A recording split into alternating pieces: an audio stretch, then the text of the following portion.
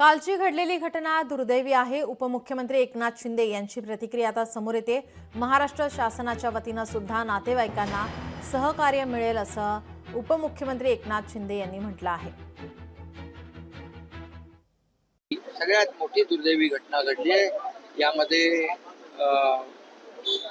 विमान प्रवासी देखील मोठ्या प्रमाणावर मृत्युमुखी पडलेले आहेत आणि त्याचबरोबर जे मेडिकल कॉलेज होतं त्या इमारतीवर हे विमान कोसळल्यामुळे तिथली देखील मोठ्या प्रमाणावर कॅज्युअल्टी झाली आहे।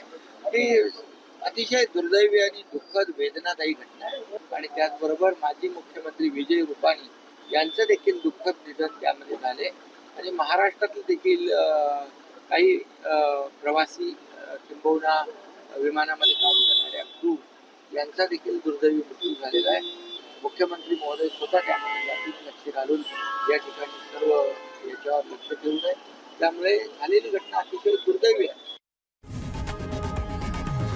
लोकशाही मराठी ऐका, पहा, जागरूक रहा।